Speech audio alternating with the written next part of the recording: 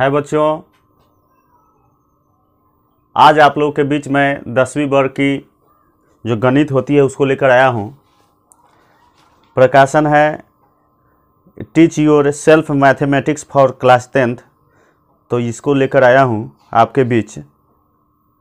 और आज आपको बताएंगे प्रश्नावली 1 का 20 में इस चैप्टर से, जिसमें सबसे पहले हमें जानना है अभाज्य संख्या और भाज्य संख्या। तो आइए सबसे पहले हम देखते हैं भाज्य संख्या और अभाज्य संख्या क्या है, इसके बारे में जानते हैं। भाज्य संख्या और अभाज्य संख्या क्या है इसके बारे में हम जानते हैं। देखिए कुछ संख्या हम लिखते हैं, जैसे कि 40 हो गया, 20 हो गया, 10 हो गया, 15 हो गया,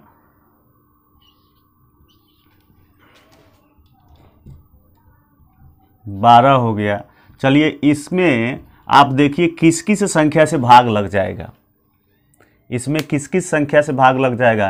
तो आप बताएंगे इसमें 1 से भाग लग जाएगा, 2 से भाग लग जाएगा, 4 से भाग लग जाएगा, 5 से भाग लग जाएगा, 8 से भाग लग जाएगा, 10 से भाग लग जाएगा, 20 और 40 इन संख्याओं से भाग लग जाएगा। 20 में किस किस संख्या से भाग लगेगा? 1 से, 2 से, 4 से, 5 से, 10 से और 20 से। 10 में 1 से, 2 से, 5 से और 10 से। 15 में 1, 3, 5 और 15। 12 में 1, 2, 3, 4, 6 और 12। तो ये सब संख्याओं में जिसे भाग लग रहा है वो उसकी संख्या 2 से ज़्यादा है, 2 से ज़्यादा है। और कुछ ये संख्याओं पर ध्यान दें, जैसे कि 3, 7, 11, 17, 23, इस पर ध्यान दें। इसमें भाग लगेगा सिर्फ 1 और 3 से, इसमें भाग लगेगा 1 से और 7 से, इसमें भाग लगेगा 1 से और 11 से, इसमें भाग लगेगा 1 से और 17 से, इसमें भाग लगेगा 1 से और 23 से।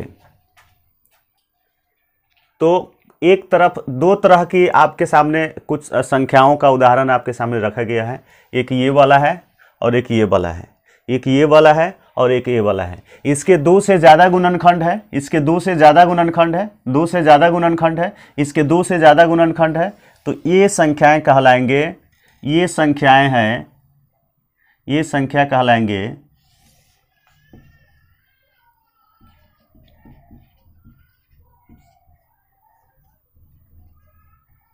ये संख्या कहलाएंगे भाज्य संख्या, ये संख्या भाज्य संख्या कहलाएंगे।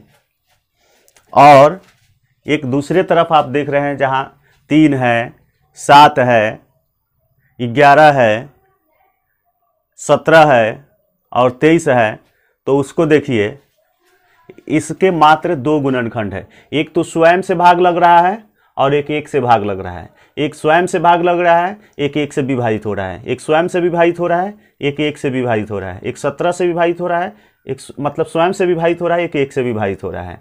तो आप कह सकते हैं कि इस संख्याओं के मात्र, और भी ऐसी बहुत सारी संख्याएं, हम तो उदाहरण ये दिए हैं। इस संख्याओं के इसके 2 से ज़्यादा गुणनखंड है, 2 से अधिक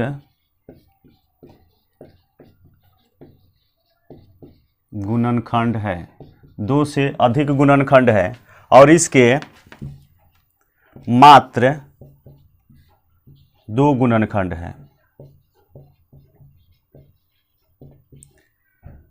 आपको बता दें, जो संख्या विभाजित करती है, किसी संख्या को अगर कोई संख्या विभाजित करती है तो वह संख्या विभाजित करने वाली संख्या का गुणनखंड कहलाती है, विभाजित होने वाली संख्या का गुणनखंड कहलाती है। जो संख्या किसी संख्या को अगर विभाजित करती है तो विभाजित होने वाली संख्या का विभाजित करने वाली संख्या गुणनखंड कहलाती है। तो ये दोनों इसके गुणनखंड है, ये दोनों इसके गुणनखंड है, ये दोनों इसके गुणनखंड है, ये दोनों इसके गुणनखंड है, ये दोनों इसके गुणनखंड है, लेकिन इसके मात्र 2 गुणनखंड है। तो ये कहलाएगा अभाज्य संख्या, इसको कहेंगे अभाज्य संख्या। ये भाज्य संख्या है और ये अभाज्य संख्या है। जिसके 2 से ज़्यादा गुणनखंड है वो भाज्य संख्या कहलाएंगे, अब भाज्य संख्या कहलाएंगे। जिसके मात्र 2 गुणनखंड है अभाज्य संख्या कहलाएंगे। जिस संख्या के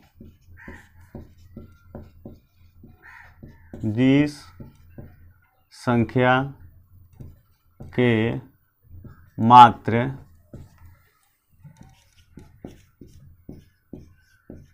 2 गुणनखंड है, 2 गुणनखंड होता है उसे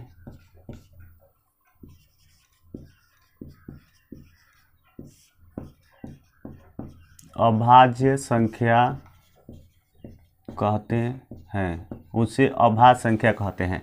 जिस संख्या के 2 से अधिक, जिस संख्या के मात्र 2 गुणनखंड होता है उसे अभाज्य संख्या कहते हैं। और भाज्य संख्या जिस संख्या के 2 से अधिक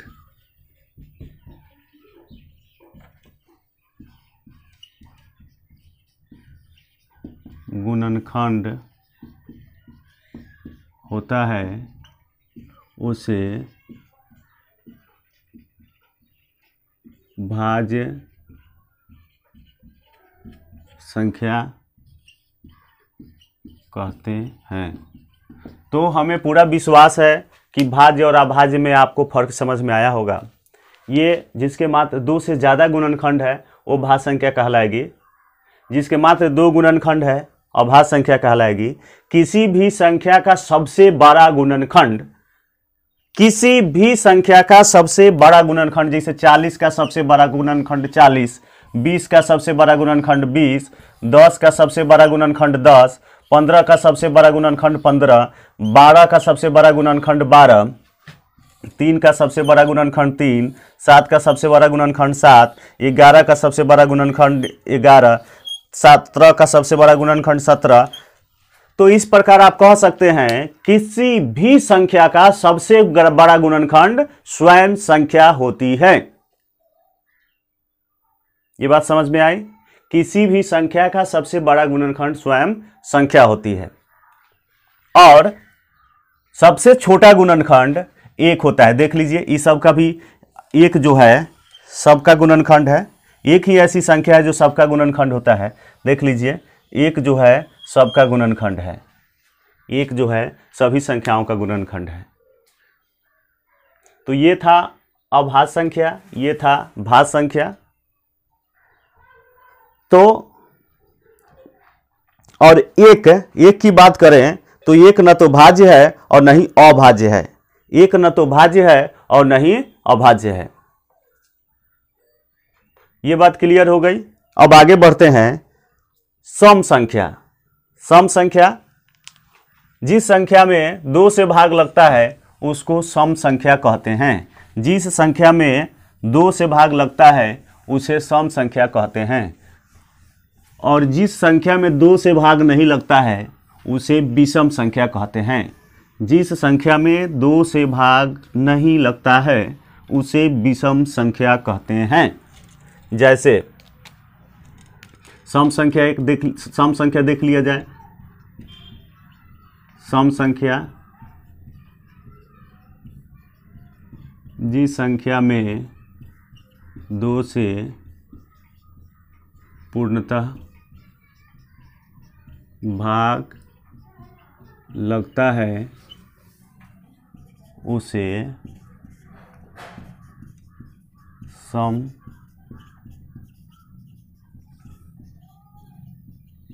संख्या कहते हैं। ये सम संख्या हो गया। जैसे आप कह सकते हैं 2, 4, 6, 8, 10, 16, 24, 50 इत्यादि।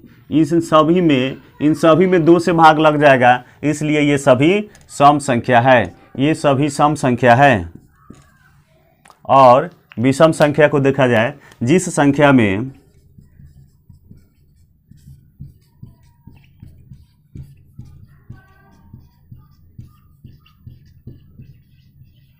जिस संख्या में 2 से पूर्णतः भाग नहीं लगता है उसे विषम संख्या कहते हैं। उसे विषम संख्या कहते हैं। जिस संख्या में 2 से पूर्णतः भाग नहीं लगता है उसे विषम संख्या कहते हैं। जैसे आप कह सकते हैं 3, 1, 3, 5, 7, 9, 11, 13, 27, 33, 55 इत्यादि। ये सभी संख्याएं विषम संख्याएं हैं, क्योंकि इन सभी संख्याओं में 2 से भाग नहीं लगेगा। इन सभी संख्याओं में 2 से भाग लग जाएगा, तो ये सम संख्या है और ये विषम संख्या है। अब एक चीज़ बताना है कि वह कौन सी सबसे छोटी सम संख्या, माने सबसे छोटी सम आभाज्य संख्या है। सबसे छोटी सम आभाज्य संख्या है। सबसे छोटी सम आभाज्य संख्या कौन है? सबसे छोटी सम आभाज्य संख्या, तो आप कहेंगे उत्तर 2 है। अर्थात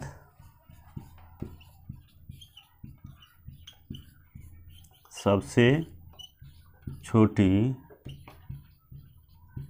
सम अभाज्य संख्या 2 होता है। सबसे छोटी सम अभाज्य संख्या 2 होता है।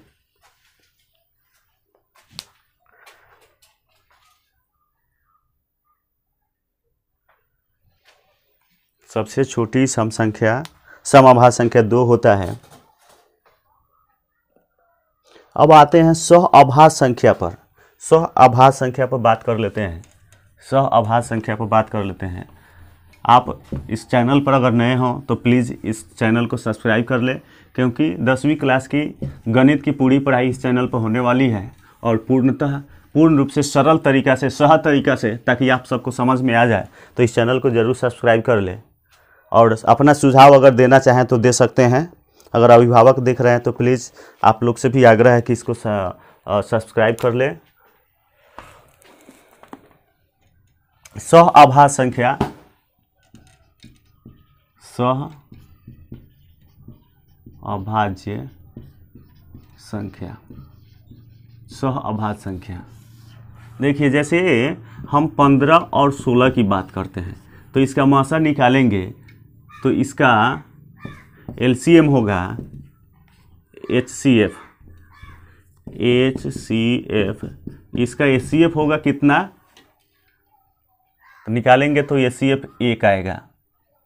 अगर हम HCF निकालें, HCF 10 और 13 का, तब भी इसका भी HCF 1 ही आएगा। अगर हम HCF निकालें, ऐसे लगातार 2 संख्याओं का महत्तम समापवर्तक 1 ही होता है। 2 लगातार संख्याओं का महत्तम समापवर्तक 1 होता है। इस पर हम विस्तार रूप से चर्चा करेंगे। और अगर हम निकालते हैं 5 और 9 का HCF, तो 1 ही होगा। अर्थात जिन 2 संख्याओं का, वैसे संख्याओं का युग्म, वैसे संख्याओं का युग्म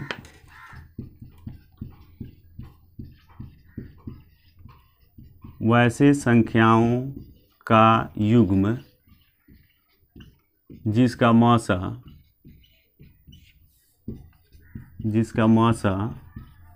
1 हो, सह अभाज्य संख्या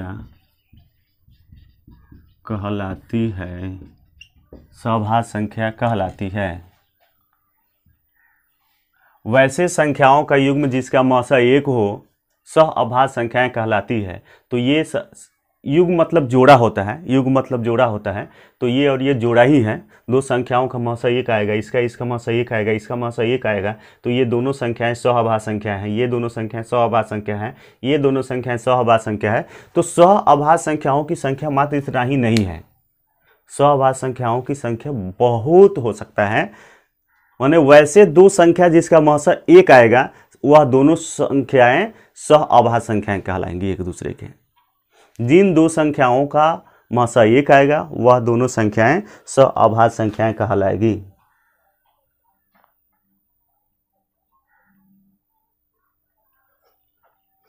तो अब हम आते हैं प्रश्न पर। प्रश्नमाला 1 का बी है प्रश्न, इसको देख लिया जाए।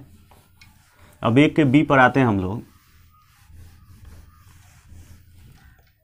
1 का बी है पुस्तक teach your self mathematics, 10th class के लिए आता है, उससे पढ़ाया जा रहा है। आपके सुझावों का स्वागत होगा। अगर आप चाहें जिस भी पुस्तक को देखना चाहे आप सब अपना कमेंट बॉक्स में रख सकते हैं, उस पर विचार किया जाएगा। धन पूर्णांक p अभाज्य होगा यदि p में केवल एक में लिखा हुआ है रिक्त स्थानों को भरो, रिक्त स्थानों को भरें। इसका है 1 नंबर। धन पूर्णांक p अभाज्य होगा, धन पूर्णांक p अभाज्य होगा यदि p केवल डैश और डैश से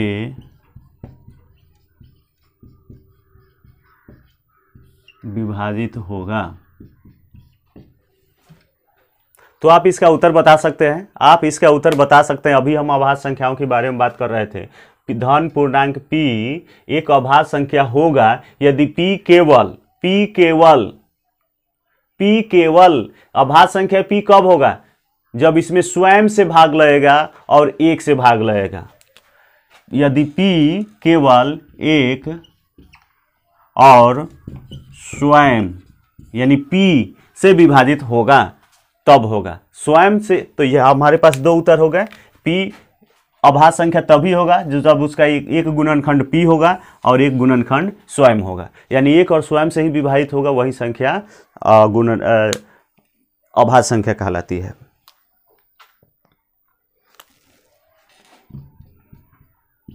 दो है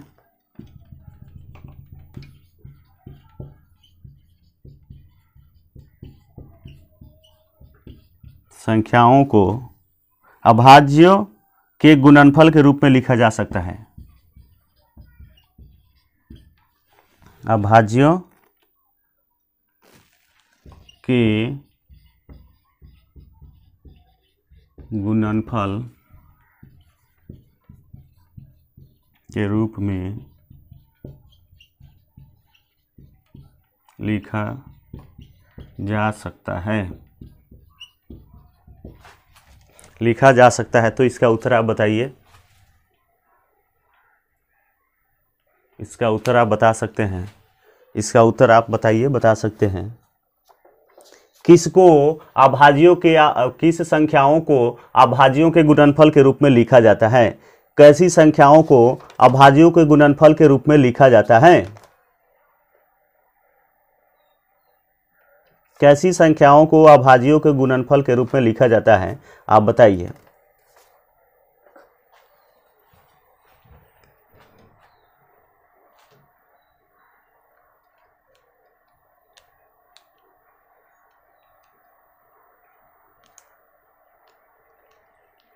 तो इसका उत्तर होगा यौगिक।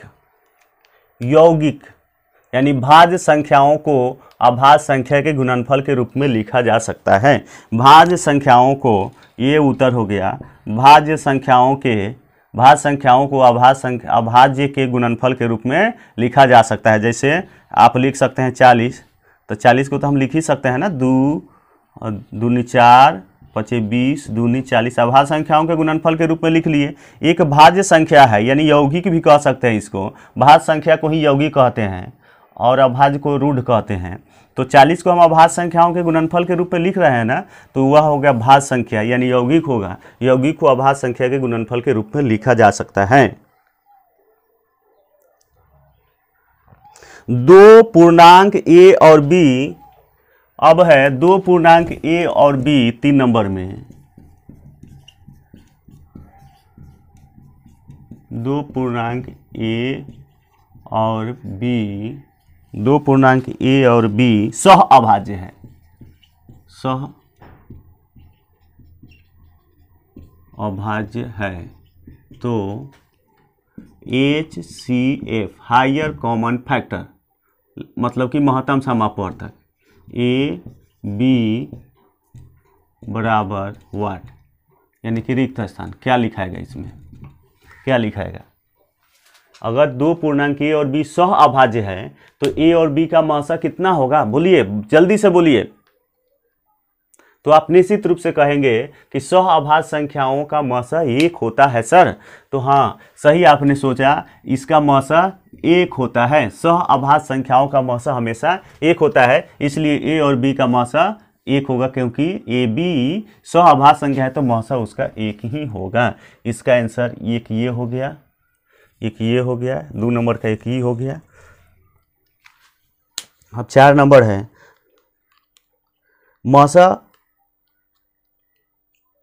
मासा 48 और 30।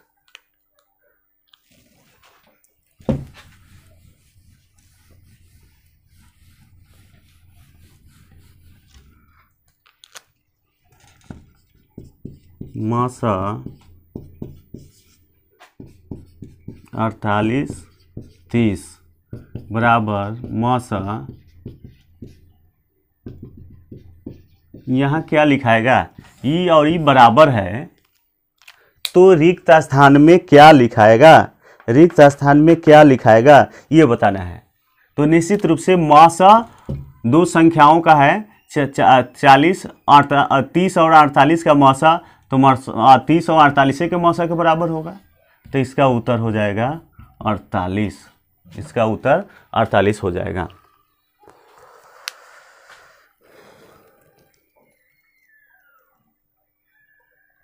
आइए एक बात और समझते हैं। एक प्रश्न है, उसको समझने से पहले इस संख्याओं को समझते हैं।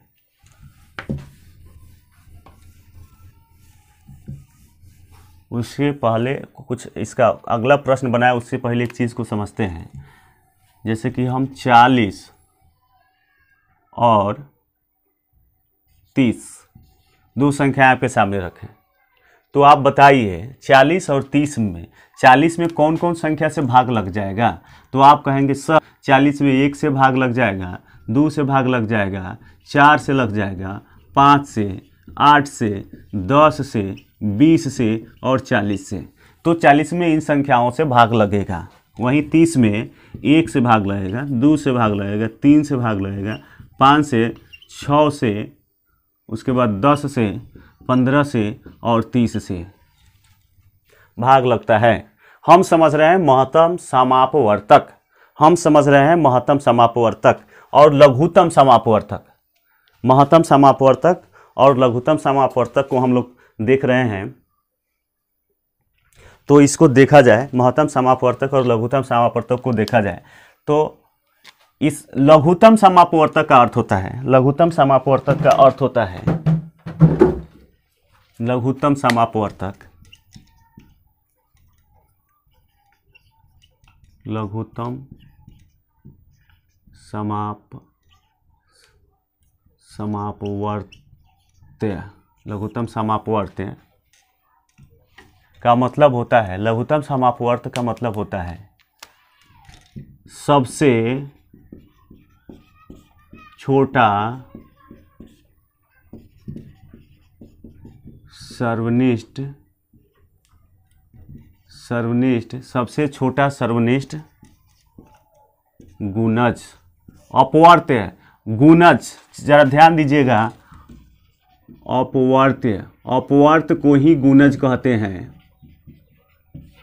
एक होता है अपवर्तक, अपवर्तक को गुणनखंड कहते हैं, अपवर्तक को गुणनखंड कहते हैं।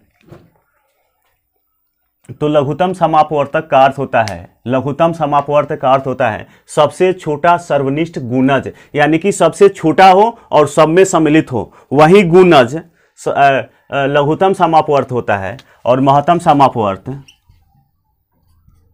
महत्तम समापवर्तक, महत्तम समापवर्तक होता है, लघुत्तम समापवर्त होता है, महत्तम समापवर्तक होता है। अपवर्तक का मतलब गुणनखंड होता है, अपवर्त का मतलब गुणज होता है। तो महत्तम समापवर्तक का मतलब हो गया सबसे बड़ा सर्वनिष्ठ गुणनखंड, सबसे बड़ा सर्वनिष्ठ गुणनखंड। तो हम सबके बारे में, सब पर हम विचार करेंगे। अभी हम विचार कर रहे हैं इस पर मासा के बारे में, HCF मासा, हायर कॉमन फैक्टर, इस पर विचार कर रहे हैं। सबसे बड़ा सर्वनिष्ठ गुणनखंड, गुणनखंड जो विभाजित करता है वह होता है, जो विभाजित करता है वह गुणनखंड होता है, जो विभाजित होता है वह गुणज होता है। जैसे 3 से विभाजित होने वाली संख्याएं 6, 9, 3, 12, 15, 18, तो ये सब 3 के गुणज हो गए। लेकिन वहीं 3 में 1 और 3 से भाग लगेगा तो 1 और 3 के गुणनखंड हो गए। तो गुणज जो होता है विभाजित होता है संख्या से।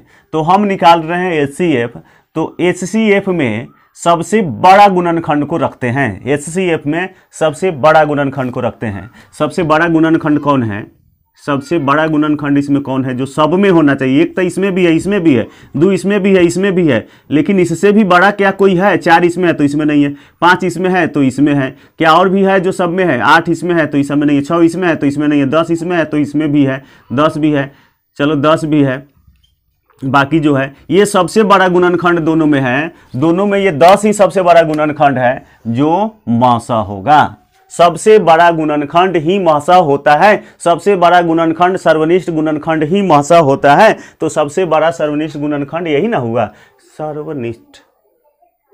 सर्वनिष्ठ का मतलब हुआ जो सब में हो, सर्वनिष्ठ का मतलब हुआ कि जो सब में हो। तो इसमें भी है, इसमें भी है, तो सर्वनिष्ठ हुआ। सबसे बड़ा है तो सबसे बड़ा हुआ, इसलिए ये सर्व HCF इसका हो जाएगा HCF 10। ये गुणनखंड विधि से HCF निकला है, ये गुणनखंड विधि से HCF निकला है। और वहीं LCM की बात करें, वहीं हम LCM की बात करें तो ये HCF है, और वहीं LCM की बात करें तो LCM देखिए, अगर हम 40 और 30 का LCM निकालें तो सबसे पहले हमको गुणज लिखना पड़ेगा, क्योंकि इसके में महत्तम समापवर्तक में गुणनखंड की बात होती है, महत्तम समापवर्तक में गुणनखंड की बात होती है, वहीं लघुत्तम समापवर्तक में गुणज की बात होती है। तो जब हमें लघुत्तम समापवर्तक निकालना है, लघुत्तम समापवर्तक निकालना है LCM,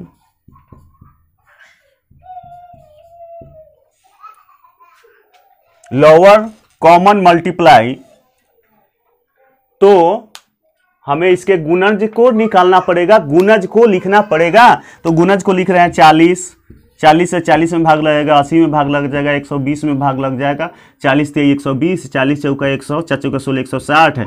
तो इस तरह भाग लगते चला जाएगा अनंत तक, इन्फिनिटी तक, अनंत तक भाग लगते चला जाएगा। वहीं 30 में भाग लगेगा 30 से, 30 दूनी 60 में, 30 तिहाई 90 में, 3 चौका 120, 30 5 150, तो इस तरह भी अनंत तक चला जाएगा।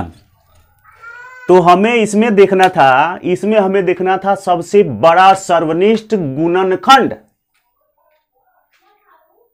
HCF में गुणनखंड को देखते हैं, लेकिन LCM में सबसे छोटा सर्वनिष्ठ गुणज। इसमें अब सबसे छोटा देखिए, इसमें हम लोग सबसे बड़ा में गए थे, इसमें सबसे छोटा में आएंगे, इसमें सबसे छोटा में आएंगे, इसमें सबसे छोटा में आएंगे। तो सबसे छोटा 40 इसमें तो है, लेकिन इसमें नहीं है, 80 इसमें है तो इसमें नहीं है, 120 इसमें है तो इसमें है, हाँ तो मिल गया। सबसे छोटा 120 ही है जो दोनों में है, वह गुणज, वह सबसे छोटा गुणज 120 ही है जो दोनों में है। वह सबसे छोटा गुणज 120 ही है जो दोनों में है, इसलिए इसका एलसीएम 120 होगा। इसलिए इसका एलसीएम 120 होगा। तो ये लसा हो गया, ये लसा हो गया, ये मासा हो गया, ये एक उदाहरण हो गया, ये एक उदाहरण हो गया। अब हम दूसरी उदाहरण की बात कर लेते हैं, फिर कुछ और भी इस पर प्रयोग करना है, उसको देखना है। तो एक हम दूसरी उदाहरण को देख रहे हैं, जैसे हम ले लेते हैं 15 को रख ले रहे हैं, 15 को रख रहे हैं, 15 और 25, चलिए 15 और 25 को रख रहे हैं। तो 15 का हम एचसीएफ निकालने के लिए 15 का एचसीएफ निकालने के लिए 15 का पहले सबसे पहले गुणनखंड को देखना पड़ेगा। तो 15 में 1 से भाग लगेगा, 2 से भाग लगेगा, 3 2 से नहीं लगेगा, 3 से लगेगा, 5 से लग जाएगा और 15 से लग जाएगा। और वहीं हम 25 की बात करें तो 25 में किसकी संख्या से भाग लगेगा, किसकी संख्या से भाग लगेगा, 25 में भाग लग जाएगा 1 से, 5 से, 25 से। तो अब इसका आप निकालिए एचसीएफ। एचसीएफ होता है सबसे बड़ा सर्वनिष्ठ गुणनखंड। तो सबसे बड़ा सर्वनिष्ठ गुणनखंड कौन है? एक इसमें है, इसमें है, 3 इसमें है तो इसमें नहीं है, 5 है, बाकी बस यही 2 है जो सब में है, तो एचसीएफ हो जाएगा 5। वहीं अगर हम बात करें 15 के और 25 के लौसा का, 15 और 25 के लौसा का, तब इसका हमें गुणज निकालना पड़ेगा। तो गुणज निकालिए। 15 एकम 15, 15 दूनी 30, 15 तिया 45, 15 चौका 60, 15 पचे 75, 15 छक 90, इस तरह अनंत तक चला जाएगा। ये 25 दूनी 50, 25 तिया 75, 25 चौका 60, ये अनंत तक चला जाएगा। तो इसका निकालना है हम लोगों को एलसीएम निकालना है। तो देखिए एलसीएम इसमें निकालिए। सबसे छोटा सर्वनिष्ठ गुणज, तो 25 इसमें है तो इस समय नहीं है, 50 इसमें है तो इस समय नहीं है, 75 इसमें है तो इसमें है। सबसे छोटा सर्वनिष्ठ गुणज कौन सा है? 75 है। तो ये गुणनखंड विधि से लसा और मासा निकाले हैं। अब तनी इन संख्याओं पर प्रयोग करके देखें, इन संख्याओं का प्रयोग कुछ करके देख लेते हैं। एचसीएफ है 40 और 30 का, 40 और 30 का एचसीएफ है 10 और एलसीएम है 40 और 30 का 120 है। यहाँ 120 है।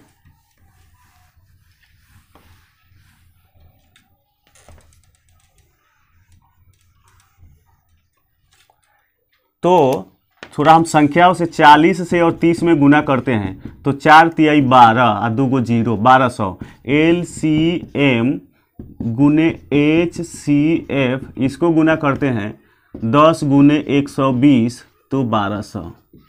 थोड़ा हम इधर इस वाला पर चर्चा कर लेते हैं। एलसीएम 15-25 का, तो एलसीएम 15-25 का आया है 75। एचसीएफ 15-25 का, तो एलसीएम एचसीएफ कितना आया है? 5 आया है। अब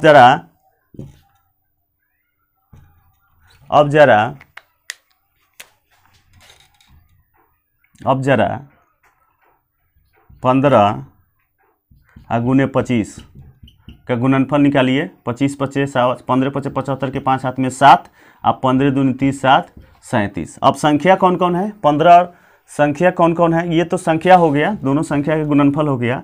और एलसीएम गुने एचसीएफ बराबर, देख लीजिए कौन होगा। एलसीएम है 75 और एचसीएफ है 5, गुना कीजिए। 5 50 25 के 5 हाथ में 2, 5 7 35, 2 37। क्या देख रहे हैं? इसमें आप क्या देख रहे हैं, देख लीजिए दोनों संख्याओं का गुणनफल 375 आया, दोनों लसा और मौसा का गुणनफल भी 375 ही आया, दोनों संख्याओं का गुणनफल 1200 आया, उनके लसा और मौसा का गुणनफल भी 1200 ही आया है, 1200 ही आया है। मतलब साफ है दो संख्याओं का गुणनफल यानी कि पहली संख्या गुने दूसरी संख्या, पहली संख्या गुने दूसरी संख्या बराबर HCF गुने LCM होता है। पहली संख्या गुने दूसरी संख्या बराबर HCF गुने LCM होता है।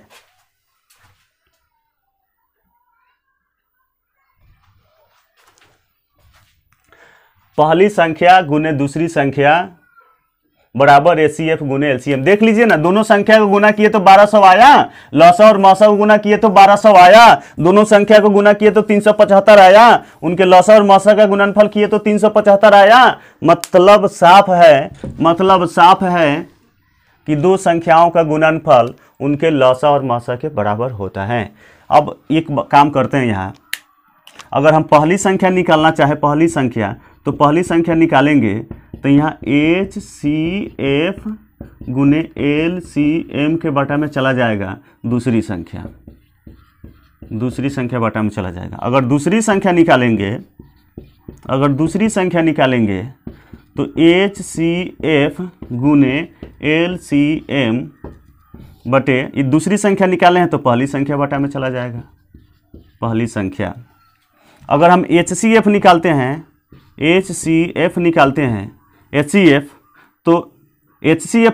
तो LCM इन दोनों के गुणनफल के बटा में चला जाएगा, पहली संख्या गुने दूसरी संख्या बटे LCM। वहीं अगर LCM निकालते हैं तो HCF इसके बटा में चला जाएगा, पहली संख्या गुने दूसरी संख्या बटे HCF। तो ये बात स्पष्ट हुआ, हमें उम्मीद है कि आपको स्पष्ट हो गया हो। और इन सभी बातों को अपने और दोस्तों तक, साथियों तक पहुंचाने के लिए चैनल को सब्सक्राइब कीजिएगा। उन लोगों को भी सलाह दीजिएगा कि चैनल को सब्सक्राइब कीजिए। इस पर आपके सभी सुझावों का समायोजन किया जाएगा और साथ ही आपके द्वारा आपके लिए बेहतर से बेहतर तरीका से इस पर गणित रखा जाएगा। अब आप यहाँ बताएंगे 5 नंबर में था उसका जो पढ़ रहे थे, मौसा मतलब कि महत्तम समापवर्तक AB गुने लसा AB बराबर डैश डैश गुने डैश डैश। अर्थात यहाँ क्या होगा, रिक्त स्थान में क्या लिखा जाएगा,